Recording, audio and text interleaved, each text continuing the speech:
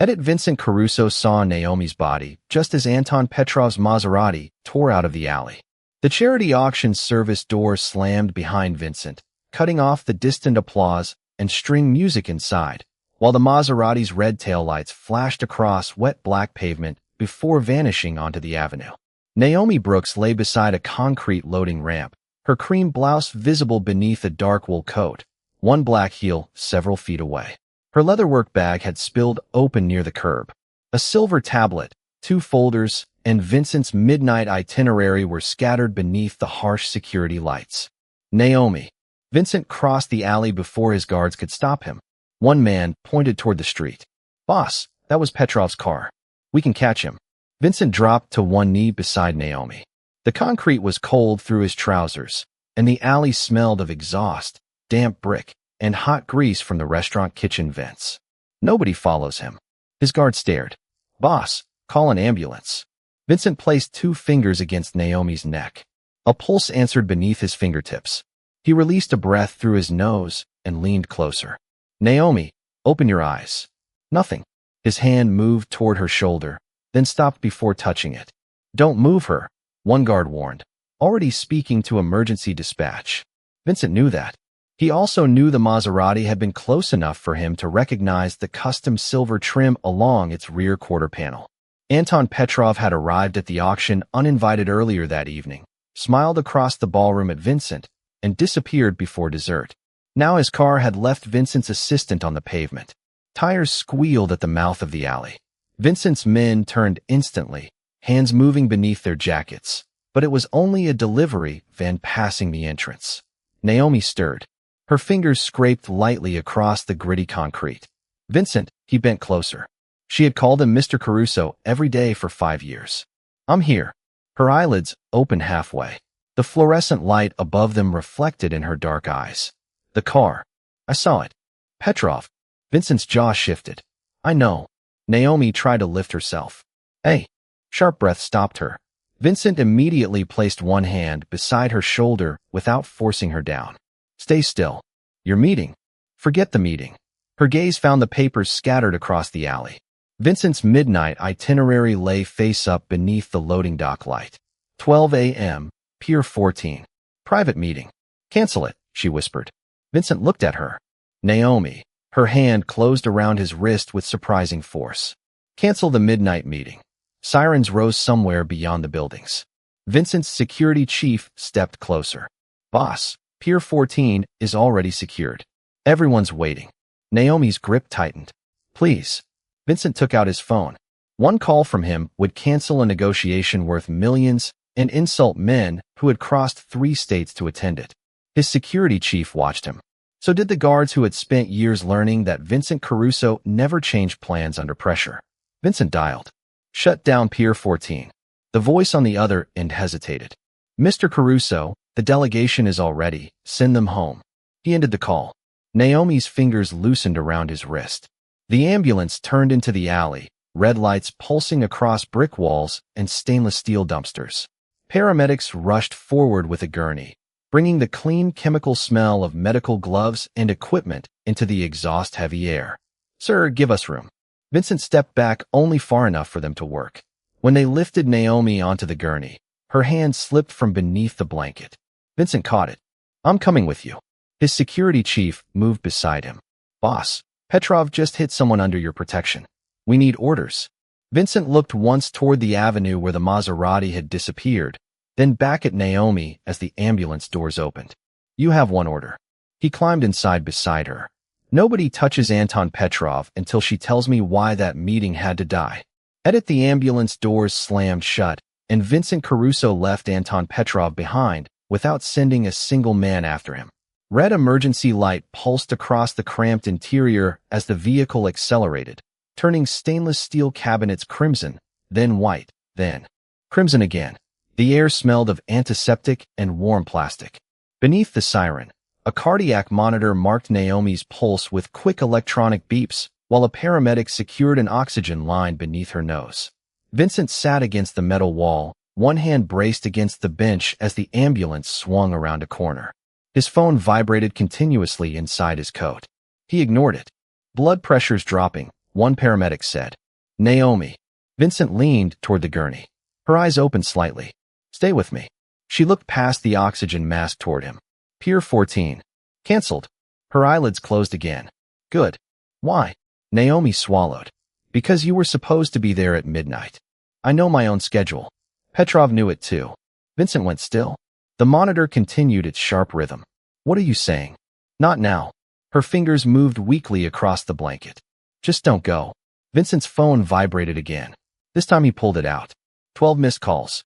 His security chief, Dominic Vale, was calling for the 5th time. Vincent answered. Talk. Pier 14 is shut down, but the delegation wants an explanation. Petrov's people are moving downtown. Give me permission and I can put cars on them. Vincent looked at Naomi. No. Boss, his Maserati just put Ms. Brooks in an ambulance. And chasing him won't take her out of one. Dominic fell silent. Vincent's voice hardened. Cancel every meeting until morning. Pull our men away from Petrov's properties. Nobody makes a move unless I authorize it personally. That leaves us looking exposed. Then look exposed. Vincent ended the call. Naomi's eyes opened again. You canceled everything? You told me to cancel one meeting. That wasn't everything. You're bleeding in an ambulance. I'm improvising. A faint breath escaped her that might have become a laugh on another night. Then the ambulance hit a rough patch of pavement. Naomi's hand tightened against the blanket, and the paramedic immediately leaned over her. Easy. We're 4 minutes out. Vincent reached for the metal rail instead of touching her. His knuckles whitened around it. Naomi turned her head toward him. Vincent, what? If they ask you to. Leave when we get there. They can ask. Don't start a war in the waiting room. His eyes narrowed. You're making jokes. That means I'm conscious. Keep doing it. The ambulance slowed, then accelerated again through an intersection. Blue-white light swept across Naomi's face. She studied Vincent for several seconds. You would have gone after him. Vincent did not answer. If I hadn't been there, she continued, you would have sent Dominic after Petrov before the ambulance cleared the block. Yes. That's what he expected. Vincent's grip loosened from the rail. Explain. Naomi drew a shallow breath. The meeting at Pier 14 wasn't just business. You were supposed to arrive with your senior crew, your security detail, everyone Petrov needed in one place. Needed for what? Her eyes closed. I don't know. Vincent leaned closer. Naomi, I only knew you couldn't go. The rear windows filled suddenly with the bright canopy of a hospital emergency entrance. The ambulance braked. Doors flew open, and cold air rushed inside, carrying the smell of exhaust and wet concrete. Medical staff pulled the gurney out beneath harsh fluorescent lights. Vincent jumped down behind them. A nurse blocked his path at the trauma doors. Sir, you cannot come past this point. Naomi's hand emerged from beneath the blanket. Vincent, he stepped close enough for her fingers to catch his sleeve. Whatever Petrov wanted tonight, she whispered. Promise me you won't give it to him. The trauma team pulled her toward the swinging doors. Vincent watched until her hand slipped from his sleeve. Then he turned to Dominic, who had just entered the emergency lobby with 3 armed men. Send everyone home. Dominic stared at him. Everyone. Vincent looked through the glass as Naomi disappeared beneath the surgical lights. Tonight Petrov expects a Mafia boss to answer his car with a war. He removed his gun and placed it in Dominic's hands. For the first time in my life, I'm going to disappoint him. Edit for the first time in 20 years, Vincent Caruso sat outside an operating room with nothing anyone feared him for worth a damn. The red surgical light burned above the double doors, washing the polished tile in a dull crimson reflection, while fluorescent tubes hummed overhead and an old vending machine rattled beside the elevators. The corridor smelled of antiseptic, burnt coffee, and the rain drying on Vincent's wool coat. His phone vibrated against the plastic chair. Dominic. Vincent declined the call. It rang again 30 seconds later. He turned it face down. At 1:18 a.m., a surgeon in blue scrubs stepped through the doors, mask hanging beneath his chin.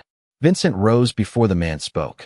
Ms. Brooks has internal injuries from the impact. We've stabilized her enough to operate, but there are complications. Vincent's fingers tightened around the back of the chair. What do you need? Right now? Time. Best specialist in the country. Name them. We have the team we need. Equipment. We have it. Vincent reached for his phone. Blood. Private transport. Another hospital. The surgeon shook his head. Mr. Caruso, There is no check you can write that makes the next 2 hours easier. The sentence landed harder than any threat Vincent had heard across a negotiating table. He slowly lowered the phone. Behind those doors lay the woman who had managed his life down to 15-minute blocks, canceled his midnight meeting from an ambulance, and asked him not to answer Petrov's car with violence. Now Vincent could command hundreds of men and could not command one operating room light to turn off safely. "Do what you have to do," he said. The surgeon nodded and disappeared behind the doors. Vincent called Dominic. "Boss, finally. Petrov's downtown club is exposed. 2 crews can be there in 10 minutes. "No crews. We can take his warehouses before sunrise." "No, then what are we doing?" Vincent looked at the red light. "Nothing that puts another person in a hospital tonight." Silence crackled through the speaker. "The men won't understand. They don't need to." Vincent walked toward the window at the end of the corridor.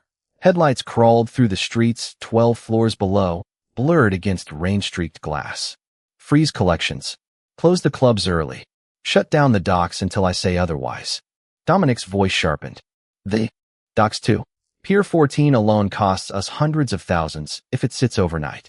Then lose it. For how long?" Vincent watched his own reflection in the dark glass. "Until Naomi wakes up." He ended the call. Hours moved through the hospital in small mechanical sounds. Elevator bells, rubber saws, rolling carts, the hiss of automatic doors. At 3:06 a.m., Vincent's untouched coffee had gone cold. At 3:41, Dominic arrived carrying Naomi's leather bag recovered from the alley. The scraped surface was still damp. Her things. Vincent took it and placed it on the empty chair beside him without opening it. "Petrov sent word," Dominic said. "He says if you want an explanation, meet him before sunrise." Vincent stared at the surgical doors. "No," Dominic blinked. "No meeting. No Petrov. No retaliation. No business. Boss, people are already saying he hit someone close to you, and you did nothing." Vincent turned toward him. "I'm sitting 20 feet from the consequence of what men like us call doing something." Before Dominic could answer, the red light above the operating room went dark. Vincent was on his feet instantly. The surgeon emerged, exhaustion carved beneath his eyes. "She made it through surgery." Vincent's hand flattened against the wall. "Can I see her?" "Not yet. The next several hours are critical." Dominic's phone buzzed. He glanced down. "Boss, Pier 14 says they need a decision now. If we don't reopen by 6, we lose tonight's entire shipment." Vincent looked toward the doors behind which Naomi was being moved to intensive care. Then he held out his hand. Dominic gave him the phone. Vincent dialed the dock's supervisor himself. "This is Caruso. Lock Pier 14. A stunned pause followed. "Until when, sir?" Vincent watched Naomi's empty gurney appear through the glass as nurses rolled it toward intensive care. "Until the woman Petrov put in this hospital opens her eyes, my empire can wait." Edit Naomi's first clear memory after surgery was Vincent Caruso asleep in a plastic chair with her damaged leather bag beneath his hand. Pale afternoon light filtered through the blinds, striping the hospital floor, while the monitor beside her bed clicked steadily. Beneath the low rush of conditioned air, her mouth tasted dry and metallic. Every breath pulled against something deep beneath the blanket, and when she shifted 1 inch, the starched sheet rasped beneath her fingers. Vincent's eyes opened immediately. "Don't move." Naomi looked at his wrinkled shirt, then at the untouched coffee on the windowsill. "How long?" 31 hours. "You stayed?" Vincent stood. "Apparently." She swallowed. "Pier 14. Closed." Her eyes sharpened. "Still. Everything is still." He reached for the water cup, held the straw near her mouth, and waited until she took 2 careful sips. Naomi settled back against the pillow. "I owe you an explanation. You owe me nothing except staying in that bed." The Maserati wasn't following me. Vincent set the cup down. The plastic made a small click against the bedside table. "I know." "No, you don't." Naomi turned her head toward him. "I saw Petrov's car Tuesday outside your office. Wednesday near the Hudson restaurant. Yesterday across from the auction entrance." Vincent's expression hardened. "Why didn't you tell Dominic?" "Because Dominic would have told you. That is generally how security works. And you would have confronted Petrov." Vincent said nothing. Naomi continued. "Yesterday afternoon, I changed your transportation assignment. The black sedan scheduled for you became mine. Your driver was moved to the secondary car." Vincent stared at her. "You switched cars." "Yes." knowing Petrov was watching. Suspecting. His chair scraped backward across the tile as he stood. The monitor beside Naomi accelerated. You made yourself a target. I made sure you weren't the easiest one. That is not your decision. Vincent's voice stayed low, which made every word heavier. You work for me. You do not put yourself between me and a 2-ton car. Naomi's fingers tightened around the blanket. And you don't get to decide your life is automatically worth more because your name is on the building. Vincent stopped. The hospital room seemed to shrink around the steady electronic beeping and the sharp smell of disinfectant. Naomi looked toward the window. I left through the service alley carrying your bag and wearing the dark coat your security team uses to identify principals from a distance. Petrov's driver saw the schedule, saw the car assignment, saw someone leaving where you were supposed to leave. Vincent's hand slowly closed around the bed rail. You knew what might happen. I knew something was wrong. That isn't an answer. Naomi looked directly at him. I knew enough to make sure it happened to me before it happened to you. Vincent released the rail as if it had become hot. He crossed to the window, shoulders rigid beneath his shirt. Far below, traffic horns drifted faintly through thick glass. Do you understand what you almost did? Yes. No, he turned. You almost made me spend the rest of my life knowing you died because you decided I mattered more. Naomi's gaze did not move. Then prove I was wrong about what your life requires from everyone around you. Vincent's phone vibrated on the table. Dominic's name illuminated the screen. Vincent answered without looking away from her. Boss, Dominic said, loud enough for Naomi to hear in the quiet room. The captains are done waiting. Petrov's people are calling our shutdown weakness. They want authorization tonight. Vincent's eyes remained on Naomi. They don't have it. Then when? Vincent lowered the phone. Naomi spoke before he could answer. When you can look at what happened to me and see something besides permission to hurt him. Vincent was silent for several seconds. Then he raised the phone again. Dominic, bring every captain to headquarters tomorrow night. Naomi's fingers tightened against the sheet. Vincent, no retaliation, he said into the phone. No crews on the street. No one touches Petrov. Dominic exhaled. Then what are we meeting about? Vincent looked at the woman who had deliberately stepped into the path of danger meant for him. About whether this organization deserves the sacrifice she just made for it. Edit by 8 the next night. Every captain in Vincent Caruso's organization was demanding the same thing. Anton Petrov's blood. The conference room smelled of espresso, cigar smoke clinging to wool coats, and the lemon oil used on the long walnut table. Manhattan glittered beyond 30 floors of glass, while inside, chair legs scraped and heavy watches clicked against polished wood. Vincent stood at the head of the table. Naomi's usual chair at his right remained empty. 48 hours, Dominic Vale said. Petrov puts Ms. Brooks in surgery, and for 48 hours we close docks, cancel collections, and hide behind locked doors. Nobody is hiding, Vincent said. Then let us answer. Another captain leaned forward. His clubs, his trucks, his waterfront contracts. We can cripple him before morning. Vincent's phone vibrated. St. Catherine's Hospital. He looked at the screen but did not answer. No retaliation. A bitter laugh came from halfway down the table. Then what are we doing here? Before Vincent could respond, the conference room doors opened. A young guard entered carrying a narrow black box. This arrived downstairs for you. Dominic intercepted it. From who? No return name.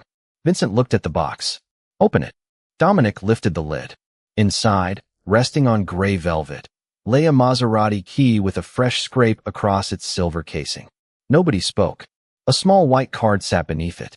Dominic read the handwritten sentence, then pushed it toward Vincent. Next time, choose your passengers better. The room changed. Men who had been arguing seconds earlier became perfectly still. Vincent picked up the key.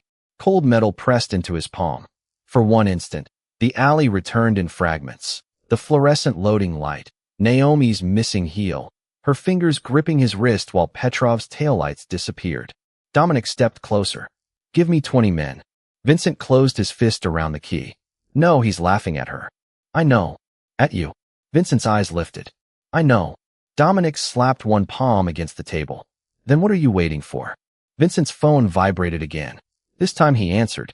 Naomi's voice came through, thinner than usual, but steady. I heard about the package. Vincent looked toward Dominic. Apparently nothing stays private. Not in your office. You should be resting. And you should not be holding that key like you want to crush it. Vincent opened his hand. A red mark crossed his palm. You know me too well. That's why I'm calling. Around the table, the captains watched him. Put me on speaker, Naomi said. Vincent hesitated, then touched the screen and placed the phone beside the Maserati key. Gentlemen, Naomi said, if you attack Petrov tonight, you give him exactly what that box was designed to buy. One captain scoffed. With respect, Ms. Brooks, this isn't office scheduling. No, scheduling is harder. People usually show up on time. A few I shifted. Nobody laughed. Naomi continued. Petrov could have sent a threat. He sent a key because he wanted Vincent to feel the car in his hand again. He wants anger making the next decision. Dominic stared at the phone. So we swallow this? No, Naomi said. You make him sit across from the person he tried to remove. Vincent's gaze sharpened. Absolutely not. Then don't pretend yesterday changed anything. The room went silent. Vincent picked up the phone. Naomi, you are recovering from surgery. And Petrov is using what happened to me because he assumes I have no voice in what happens next. Her breathing paused for a moment. Don't prove him right. Vincent looked down at the scratched key, then at the men waiting for permission to turn humiliation into violence. He placed the key back inside the box and closed the lid. Dominic. Boss. Contact Petrov. Every captain leaned forward. Tell him tomorrow night, 8 o'clock, Caruso headquarters. Dominic's eyebrows rose. You're bringing him here? Vincent looked at Naomi's empty chair. Yes. And when he arrives? Vincent's hand settled on the chair back beside him. He sits across from Naomi Brooks and explains why his car left her on the pavement. Edit Naomi Brooks walked into Caruso headquarters 24 hours after leaving intensive care, and every conversation in the lobby stopped. Her dark pantsuit concealed most of the medical dressings, but the hospital bracelet still circled her wrist, bright against her deep brown skin. The lobby smelled of polished stone and fresh espresso, while elevator cables hummed behind brushed steel doors. Vincent came out of the private elevator before she reached it. His eyes dropped to the cane in her right hand. No, Naomi pressed the elevator button. Good evening. You belong in bed. I spent 2 days in one. Your doctor said 2 weeks. My doctor doesn't have a meeting with Anton Petrov at 8. The elevator chimed. Vincent planted one hand against the opening doors. You are not attending. Naomi looked at his hand, then at him. Then cancel the meeting. Naomi, you invited him because of what happened to me. If I'm too fragile to sit at the table, then I'm apparently strong enough to be your reason for war, but not strong enough to speak about it.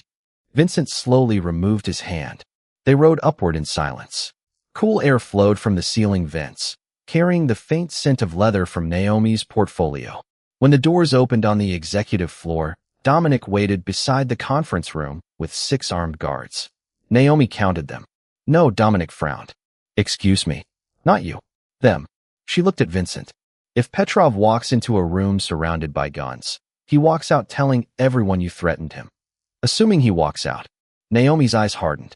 Vincent held her gaze for a long second. Then he turned to Dominic. Clear the room. Dominic stared. Boss. Every weapon outside. Petrov will have security. Search them downstairs. And yours? Vincent removed the pistol beneath his jacket and placed it in Dominic's palm. The metal made a heavy click against Dominic's ring. Mine too. Naomi said nothing, but her shoulders lowered a fraction. Inside the conference room, amber lamps reflected across walnut and glass. Vincent pulled out the chair at his right. Naomi ignored it and walked to the opposite side of the table. What are you doing? Changing the seating. Why? Because if I sit beside you, Petrov sees your assistant under your protection. She placed her portfolio across from Vincent's chair. If I sit here, he has to face me. Vincent studied the arrangement, then moved his own chair so neither position stood at the head of the table. Naomi noticed. That's new. I'm improvising. She almost smiled, but her hand tightened around the cane as she lowered herself into the chair. Vincent remained standing. You should know something before he gets here. What? When I saw you in that alley, I wanted Petrov gone before the ambulance arrived. Naomi's gaze stayed steady. I know. I still do. The confession hung beneath the low hum of ventilation. Then why isn't he? Vincent looked at the hospital bracelet on her wrist. Because you asked me to prove your sacrifice didn't belong to the world that caused it. Naomi's fingers loosened from the cane. Then prove it tonight. An elevator bell sounded outside. Dominic opened the conference room door. Petrov is here. Footsteps approached across marble, slow and deliberate. Vincent moved instinctively toward Naomi. She raised one hand. He stopped beside his own chair instead. Anton Petrov entered wearing a charcoal overcoat, his gaze finding Vincent first, then dropping to Naomi's cane, her hospital bracelet, and finally her face. His mouth curved. "You brought the secretary." Naomi stood despite the pain, pulling her posture tight. The rubber tip of her cane pressed firmly into the carpet. Vincent did not speak for her. Petrov's smile lingered until Naomi reached into her portfolio, removed the scratched Maserati key he had sent, and placed it on the table between them. "No," she said. "Mr. Petrov, Vincent brought the woman your car failed to silence." Edit Anton Petrov stared at the scratched Maserati key, then laughed as though Naomi had placed a restaurant receipt between them. The sound was low and dry beneath the conference room's humming ventilation, while amber light reflected from the walnut table and the glass towers outside burned against the Manhattan night. "You survived," Petrov said. "Congratulations." Naomi remained standing, one hand resting on her cane. "Was I supposed to thank your driver?" Petrov's smile thinned. "You were never the target." Vincent's fingers stopped against the edge of his chair. Naomi answered first. "I know." Petrov looked at her differently. "Then you also know you put yourself somewhere you didn't belong. Beside the man whose schedule you were tracking? In business between men who understand consequences." Naomi lowered herself into the chair without breaking eye contact. The leather creaked beneath her. "Your consequence put me in surgery." Petrov turned toward Vincent. "Are we really doing this? Your employee gets clipped by a car, and suddenly she negotiates." Vincent sat opposite him. "She isn't negotiating."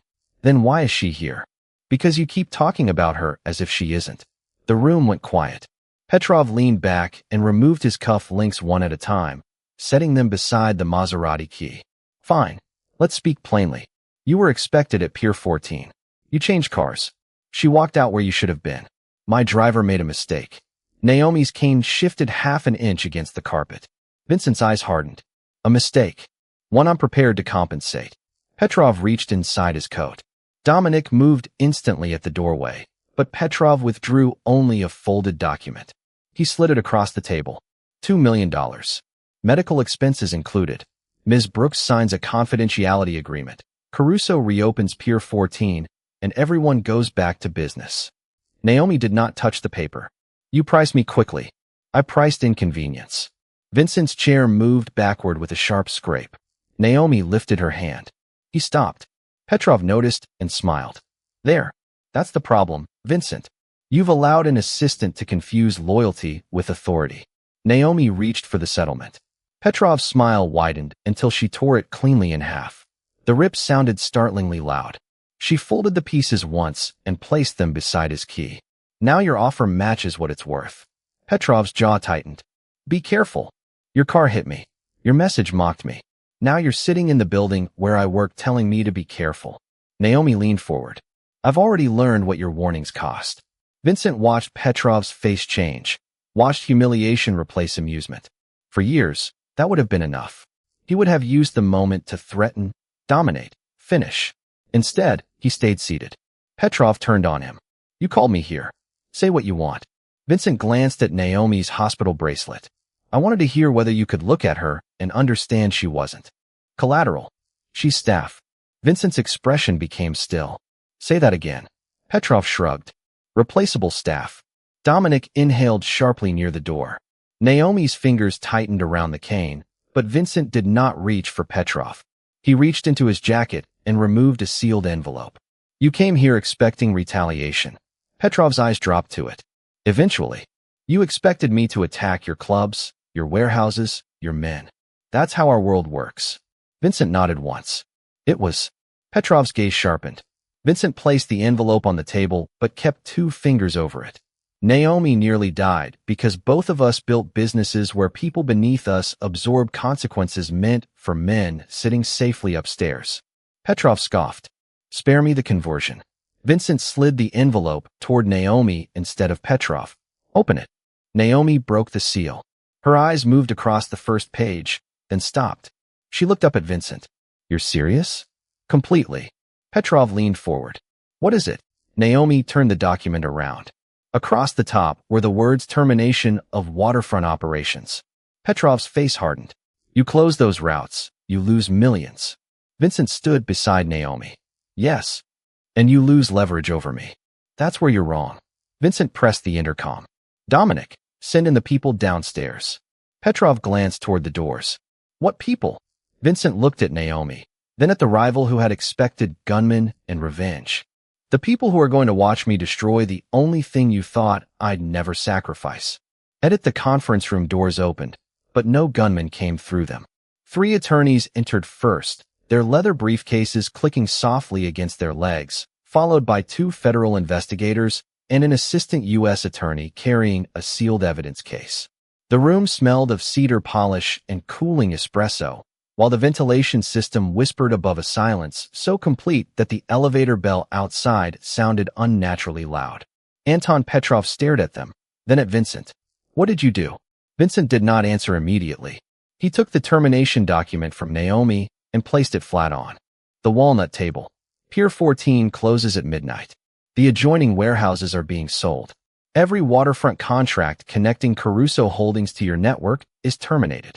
Petrov laughed once. You're bluffing. Vincent picked up a fountain pen. Its metal barrel caught the amber light. He signed the final page. Not anymore. Dominic stepped away from the wall. Boss, that route clears millions every month. I know. Your father built half of it. Vincent capped the pen. Then I'm the one ending it. A chair creaked somewhere behind Petrov. Naomi remained seated, her hospital bracelet resting against the dark tabletop. She watched Vincent slide the signed papers toward the attorneys. No threat, no raised voice, just ink moving ownership, money, and power out of his hands. Petrov's face tightened. You destroy your own position because my driver hit an employee? Vincent looked at Naomi before answering. Her name is Naomi Brooks. The scratched Maserati key lay between them. Vincent picked it up, weighed it in his palm, then set it beside Petrov's torn settlement offer. You sent this because you wanted me angry enough to become predictable. You expected burned clubs, broken agreements, men chasing each other through the city. That is what men like us do. Not tonight. Vincent turned toward the assistant U.S. attorney. One of his lawyers opened a second case and removed several organized files.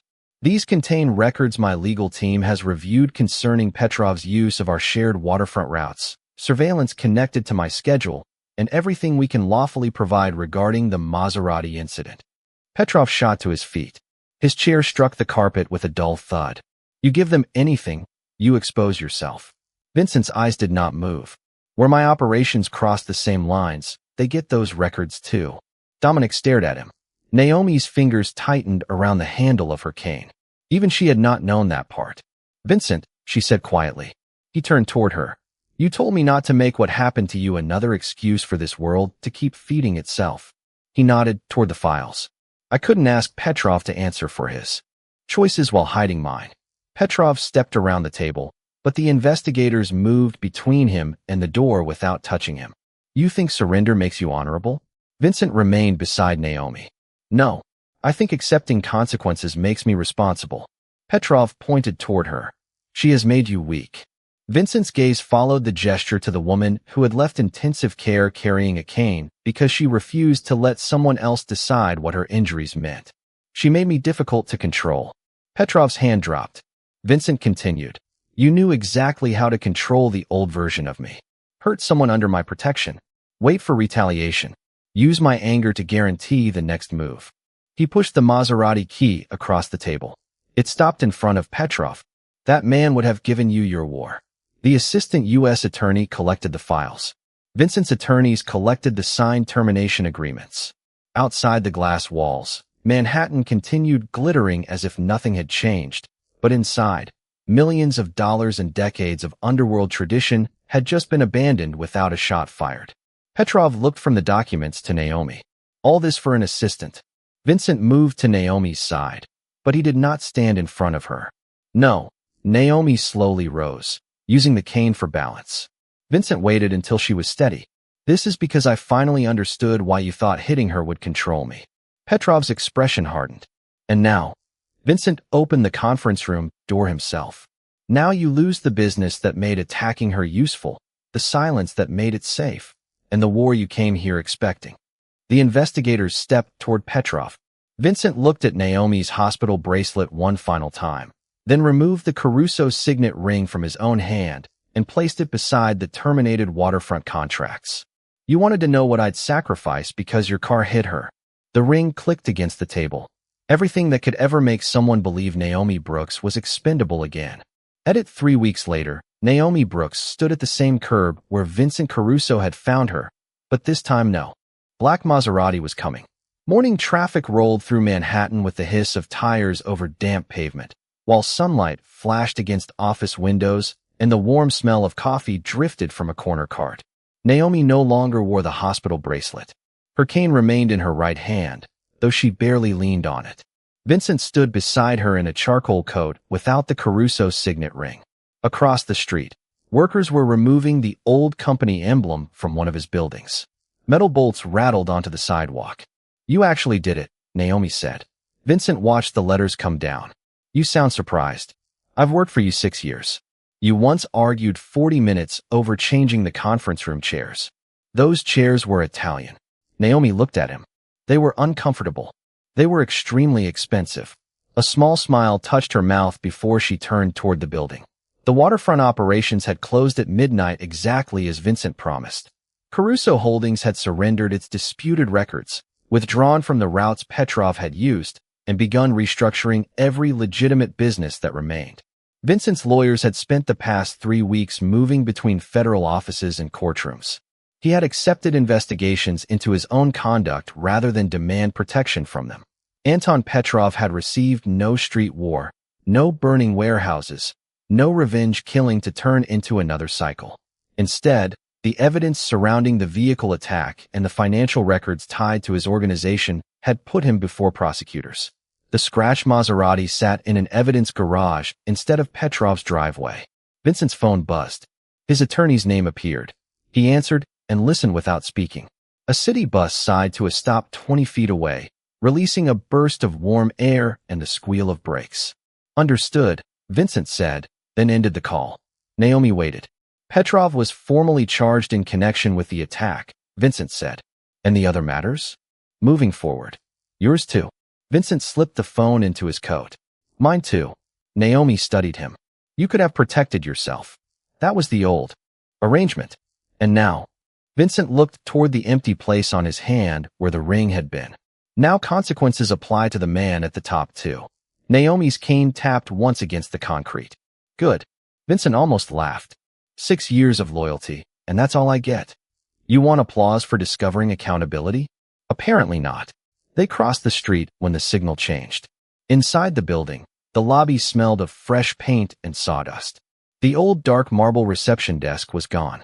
Workers were installing lighter wood, and sunlight reached corners that had once remained deliberately shadowed. Vincent stopped beside the elevators and handed Naomi a slim folder. She opened it. Her eyebrows rose. Chief Operating Officer? With authority over every legitimate Caruso company that survives the review. Naomi closed the folder. I don't want a reward because I got hit. It isn't one. Then why now? Vincent met her eyes. Because when you were lying on that pavement, I realized I had spent years calling you indispensable while giving myself the power to treat everyone around me as expendable. The elevator opened with a soft chime. Naomi did not enter. If I accept, I make decisions without asking permission. Yes. I hire who I want. Yes. And those Italian chairs go. Vincent stared at her. Naomi waited. You negotiate like Petrov, he said. No. I negotiate better. Vincent stepped into the elevator and held the door. Naomi followed, standing beside him rather than behind him. Months later, when she finally walked through that lobby without the cane, Vincent noticed but said nothing. He simply slowed his pace until they reached the doors together.